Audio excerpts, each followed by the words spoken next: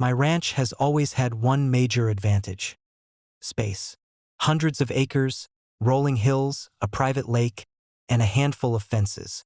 But apparently, none of that mattered to Karen, the HOA president next door.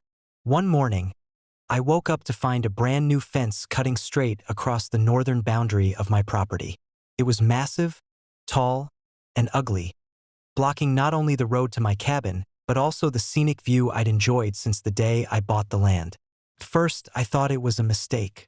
I drove over, and there she was, Karen, clipboard in hand, talking to a couple of her board members.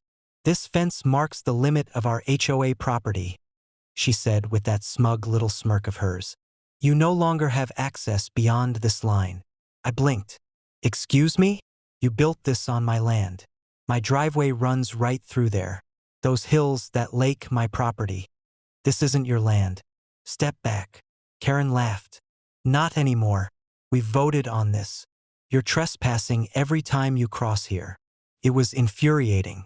I walked along the fence, measured the posts, and compared it with my deeds. Sure enough, a portion of the fence sat squarely on my ranch. I snapped a few photos, called my attorney, and even sent a certified letter demanding they remove the structure. No response. Karen doubled down, claiming that since I hadn't voiced objections before the fence went up, it was somehow valid. So I decided to escalate. Instead of arguing in court or threatening endless litigation, I did something far more satisfying. I turned their gate into a toll road. I hired a local contractor, installed a reinforced gate with a sturdy lock, and added a small kiosk with a sign: "Private access, $50 per vehicle. Authorized entry only." Word traveled fast. HOA residents who thought they could stroll across my ranch whenever they pleased suddenly had to stop, pay up, or turn back. Within a week, I had several calls from neighbors trying to negotiate access, and some even grumbled to Karen about the new fees. She was livid. Not only had her HOA been blocked, but now her members were complaining about her, and there was nothing she could do. The thrill didn't end there. I installed security cameras at the gate and added a small intercom system.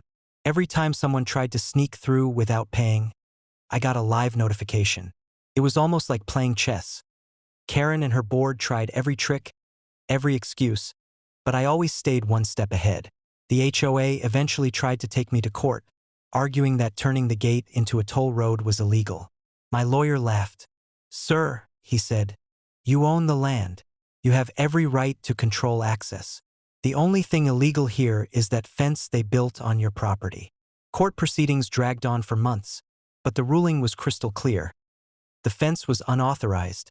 The HOA had no right to block my land, and I could charge for access if I wished. By the end of it, I not only kept control of my ranch but had also turned Karen's obstruction into a profitable venture. The $50 toll became a minor but constant revenue stream, and the residents learned a hard lesson: trespass on my land, and it will cost them. Every time I drive past that gate now, I smile. Karen's fence, which was meant to block me, ended up giving me more power than I'd had before. I didn't just regain access to my ranch. I made her own HOA foot the bill for trying to keep me out. And every time a car stops to pay the toll, I think of her face when she realized she had no control at all.